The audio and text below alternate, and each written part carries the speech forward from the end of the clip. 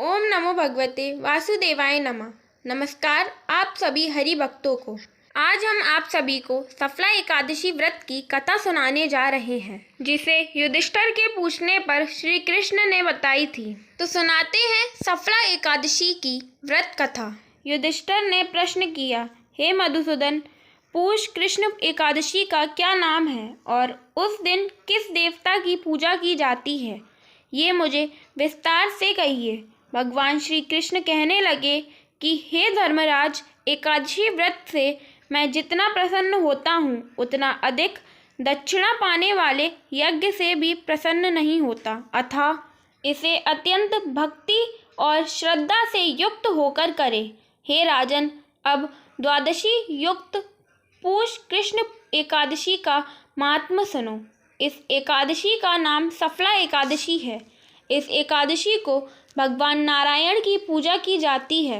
इस व्रत को विधि पूर्वक करना चाहिए। जिस प्रकार नागों में शेषनाग, पक्षियों में गरुड़, सब ग्रहों में चंद्रमा, यज्ञों में अश्वमेघ और देवताओं में भगवान विष्णु श्रेष्ठ हैं, उसी तरह सब व्रतों में एकादशी का व्रत श्रेष्ठ है।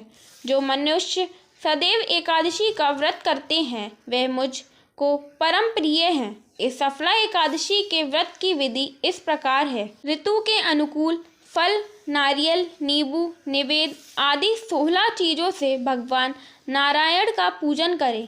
रात्रि को जागरण करें।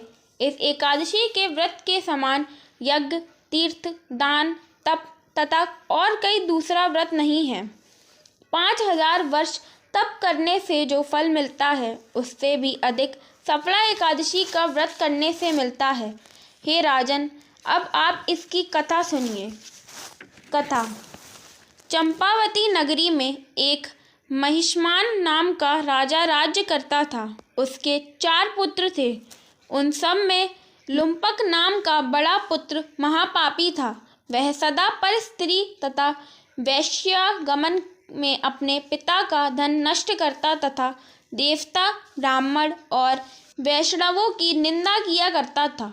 जब राजा को अपने बड़े पुत्र के ऐसे कुकर्मों का ज्ञान हुआ तो उसने उसे अपने राज्य से निकाल दिया।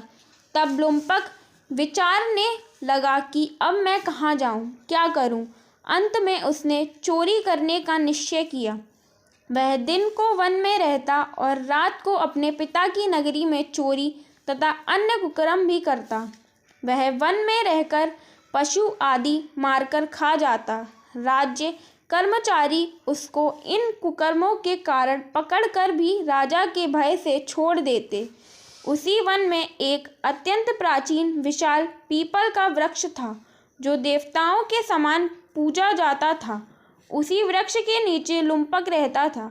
कुछ समय पश्चात पूष कृष्ण पक्ष की दशमी के दिन वह वस्त्रहीन होने से शीत के कारण सारी रात्रि सो नहीं सका और उसके हाथ पैर अकड़ गए। वह रात्रि उसने बड़ी कठिनाई से व्यतीत की और सूर्योदय होने पर भी मूर्छित पड़ा रहा। मध्याह्न के समय सूर्य की गर्मी से उसकी मूर्छा दूर हुई तो होश में आकर गिरता पड़ता वन में भोजन की खोज में गया, परंतु व्यथा के कारण जीवों को मारने में असमर्थ था। इस कारण वृक्षों से गिरे फलों को बीनकर अपने वृक्ष के नीचे आया। उस समय तक सूर्य भगवान अस्त हो गए थे। अतः उसने उन फलों को पीपल के वृक्ष के नीचे लाकर रख दिया और रोकर कहने लगा, भगवान, यह सब फल आपके ही अर्पण हैं, आप ही इनसे तृप्त होइए। उस रात्रि को दुख के मारे उसे नींद भी नहीं आई। इस उपवास और जागरण से भगवान अत्यंत प्रसन्न हुए और उसके सब पाप नष्ट हो गए। दूसरे दिन प्रातः समय एक अति सुंदर घोड़ा अनेक वस्तुओं से सजा हुआ उसके सामने आकर खड़ा हो गया और इसी समय आकाशवाणी हुई, हे राजपुत्र, श्री नारायण की कृपा से तेरे सब पाप नष्ट हो गए हैं। अब तू अपने पिता के पास जाकर राज्य प्राप्त कर। आकाशवाणी सुनकर लुम्पक बड़ा प्रसन्न हुआ और दिव्य वस्त्र धारण करके भगवान आपकी जय हो ऐसा कहकर अपने पिता के पास गया। और उसने संपूर्ण कथा सुनाई तथा कथा सुनकर उसके पिता ने बड़ी प्रसन्नता से उसे समस्त राज्य का भार सौंपकर वन को प्रस्थान कर लिया। अब लुम्पक शास्त्र अनुसार राज्य करने लगा। उसके स्त्री पुत्र सभी नारायण के परम भक्त हो गए थे तथा वृद्ध होने पर वह भी अपने पुत्र को राज्य का कार्य सौंपकर तपस्या करने के लिए वन में चला गया और अंत में वैकुंठ को प्राप्त हुआ। अतः जो मनुष्य भक्ति पूर्वक सफला एकादशी का व्रत करते हैं उनको अंत में मुक्ति मिल जाती है। जो मनुष्य इस सफला एकादशी का व्रत नहीं करते वे पूंछ और सींगों रहित पशु के समान हैं। इस सफला एकादशी के महात्म के पढ़ने अथवा श्रवण करने से मनुष्य को अश्वमेध यज्ञ का फल प्राप्त होता है। फलाहार: इस दिन तिल और गुड़ का सागर लिया जाता है। दूध से बनी मिठाई, फल और मेवा ले सकते हैं। एकादशी का व्रत करने वालों के सारे पाप नष्ट हो जाते हैं। इस कथा को सुनने के लिए आप सभी का धन्यवाद। जय श्री हरि। अब सुनेंगे एकादशी व्रत की आरती। ओम जय एकादशी, जय एकादशी, जय एकादशी माता। विष्णु पूजा व्रत को धारण कर शक्ति मुक्ति पाता। ओम जय एकादशी माता, तेरे नाम गिनाऊं देवी। भक्ति प्रदान करनी मैया, भक्ति प्रदान करनी। गुण गौरव की देवी माता, शास्त्रों में वरनी। ओम जय एकादशी माता, मार्गशीर्ष के कृष्ण पक्ष में उत्पन्ना होती मैया, उत्पन्ना होती। शुक्ल पक्ष में मोक्षदायिनी, पापों को धोती। ओम जय एकादशी माता, पुष मास के कृष्ण पक्ष की सफला नाम कहे मैया, सफला नाम कहे।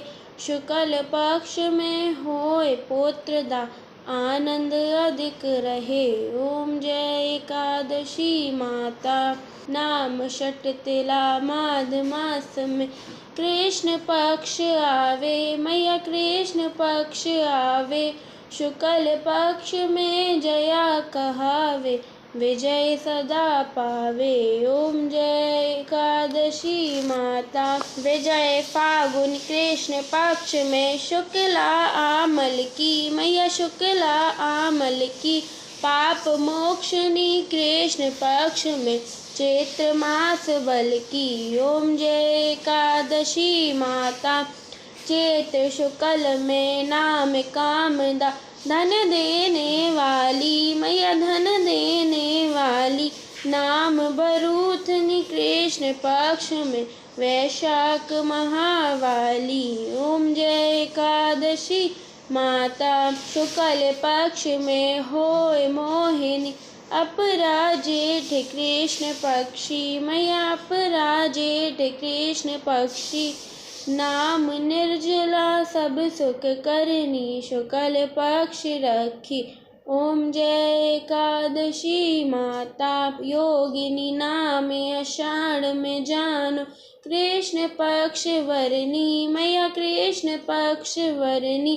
देव शयनी नाम कहायो, शुक्ल पक्ष धरनी। ओम जय एकादशी माता, कामिक श्रवण मास में आवे, शुक्ल पक्ष कहिए मैया, शुक्ल पक्ष कहिए। श्रावण शुक्ल में होए पुत्रदा, आनंद से रहिए। ओम जय एकादशी माता, अजाभाद प्रद कृष्ण पक्ष की पर्वतनी शुक्ला मैया, पर्वतनी शुक्ला। इंद्रा आश्विन कृष्ण पक्ष में व्रत से भव सागर निकला। ओम जय एकादशी माता, पापा कुंशा है शुक्ल पक्ष में पाप हरन हारी मैया, पाप हरन हारी। रमा मास कार्तिक में आवे, सुखदायक भारी। ओम जय एकादशी माता, देवोत्थानी शुक्ल पक्ष की दुख नाशक मैया, मैया दुख नाशक मैया। लौंद मास की करूँ विनती, पार करो नैया।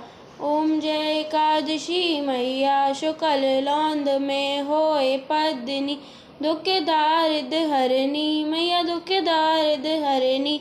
परमा कृष्ण पक्ष में होती, जन मंगल करनी। ओम जय एकादशी माता, जो कोई आरती एकादशी की भक्ति सहित गावे मैया, भक्ति सहित गावे। जन रघुनाथ स्वर्ग का वासा, निश्चय वह पावे। ओम जय एकादशी माता, ओम जय एकादशी, जय एकादशी, जय एकादशी माता। विष्णु पूजा व्रत को धारण कर, शक्ति मुक्ति पाता। ओम जय एकादशी माता। बोलिए लक्ष्मी नारायण की जय। जय श्री हरि। राधे राधे।